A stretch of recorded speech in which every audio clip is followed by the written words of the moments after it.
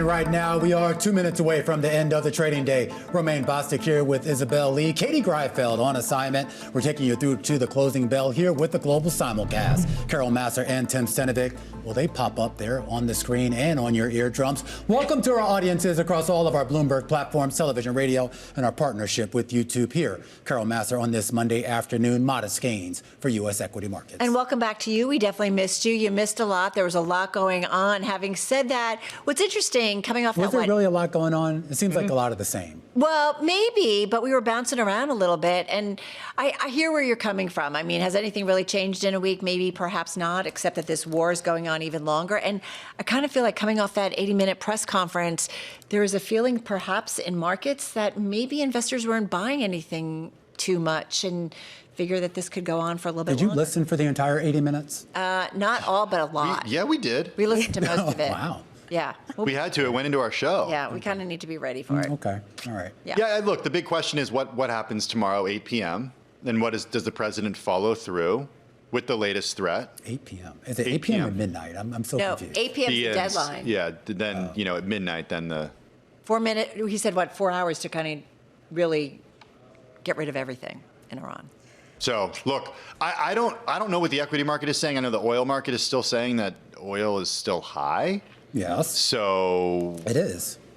Is that a bet that the Strait of Hormuz, Romaine, is going to open soon? I don't know. Sorry, Isabelle.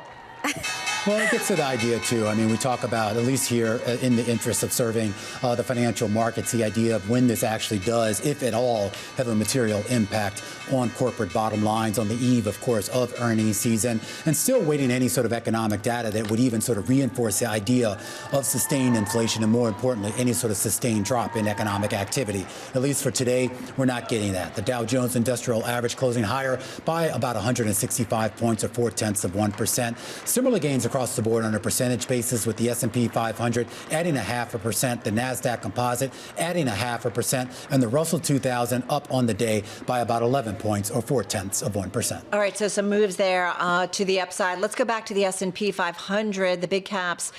And Isabelle, you've got about 324 names to the upside for the Monday trade, 176 lower and 3 unchanged. That's a big gain. We're looking at the IMAP and we're looking at all the 11 sectors, most of them in the green, just 2 in the red. We have the biggest gainers there being technology and consumer staples. Consumer staples up by 0.4%. The biggest losers are healthcare and energy, which is not really a big surprise. All right, a lot of green on the screen, so I had a lot to choose from. So let's go to it. Seagate Technology up about 5.6% in today's session. Western Digital also higher, up about 3%. I bring them 2 names up. They were outperformers in both of the major equity averages. Morgan Stanley raising its price target on Seagate, the computer hardware and storage company, to $582 a share from $468. The firm also named Seagate its top pick, seeing long-term tailwinds related to AI. The analyst there citing signs of sustained hyperscaler demand strength, elongating customer visibility, firmer pricing into 2027, and an overall improving HDD end market due to AI-related demand. They put overweight ratings on both Seagate and Western. Morgan recommending adding aggressively to them in periods of market-related volatility. Morgan also lifting its price target on Western Digital to $380 from $369. So Seagate up about 5.6%, Western Digital a gain of more than 3%. All right, let's flip it on over to AppLovin. Another call from Wall Street. This was, I believe, the #1 gainer in both the S&P and the NASDAQ 100. Wells Fargo analyst raising the firm's price target on AppLovin to $560 from $543 a share. Stock closed at $412 and change. So quite a move to the upside if it hits those targets. Keeps an overweight rating on the shares. The firm says checks are improving and buy-side sentiment is negative. Wells sees a positive setup into the first quarter earnings per share.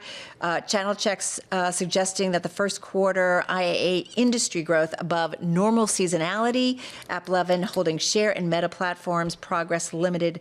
The firm's adds. A lot of analysts speak there. But anyway, outperformance there. That went up almost 7% today. And one last, we don't talk about it a lot, Monolithic Power.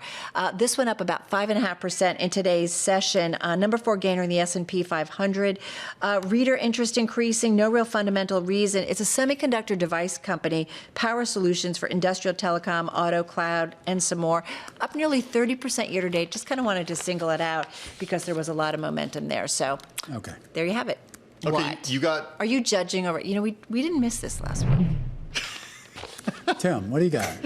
All right, I'll jump in here. How's that? Let's start with some of the decliners that were notable, at least to me. Tesla down more than 2%. An interesting note coming out from JP Morgan analyst who said investors should proceed with caution because the EV maker is in danger of weaker performance, cutting earning estimates for the company after those first quarter delivery numbers that we got last week disappointed investors. JP Morgan lowering its EPS estimate for the first quarter to 30 cents from 43 cents in its 2026 outlook to $1.80 from $2. Also, its 2027 forecast came down as well. But this is my favorite one of the decliners. Let's see it. This is for Isabelle. Uh-oh. Invesco. Look at this. IVZ. Okay. That was big news, written by Katie Greifeld. This is huge news, down 5% today. The company is going after the NASDAQ 100, the Qs. The iShares NASDAQ 100 ETF, it would trade under the ticker IQQ.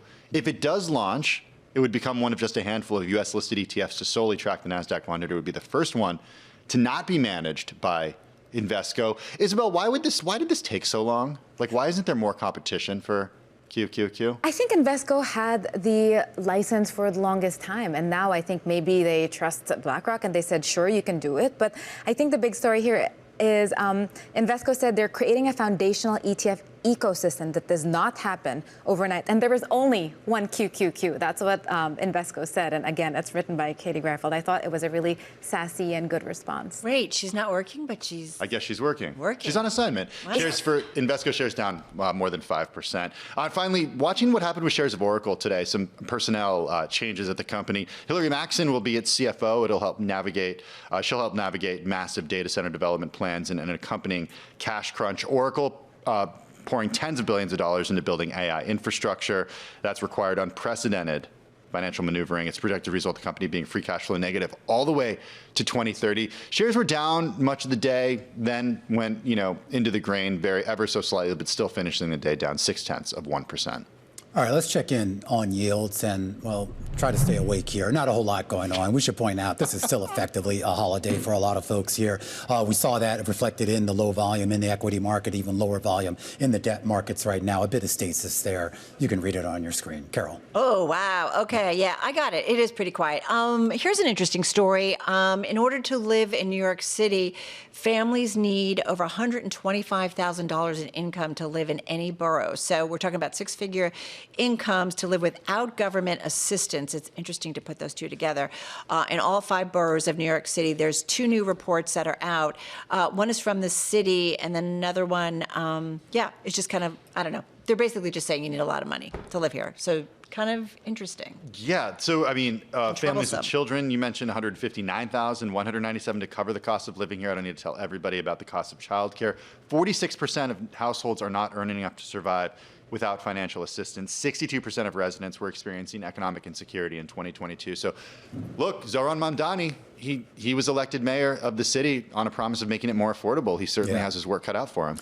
All right, we got to wrap this up soon, but I do want to end on a little bit of a brighter note and a higher note. Everyone's focused on, whatever's going on in the Middle East, affordability here in the U.S. and in New York, but there actually is something that we can rally around, and that's this mission, this Artemis II mission, around the moon, we should say, not necessarily to the moon. And earlier today, we officially got word here that this is now the first time, or I guess the longest, manned space flight that we have ever taken. It has now surpassed Apollo 13, which had traveled a total of roughly about 250,000 miles or 400,000 kilometers from Earth. We have now surpassed that. And of course, a little bit later, in just about, maybe about 3 or 4 hours Eastern time, we are actually going to get the closest to the moon since basically we set foot on it back, 50 years ago. They're talking about naming the 2 craters. The first suggestion was Integrity, and the second was Carol, after the mission commander's late wife. That's pretty sweet. No, it's actually want that after too. me. Actually after me. Did you not hear it?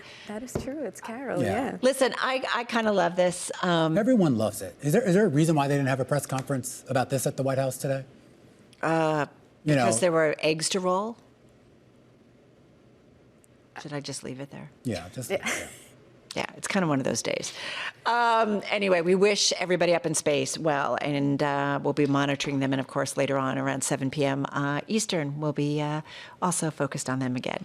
Romaine, it's just so great to have you back. Imagine bringing the country together over something that we all sort of are into.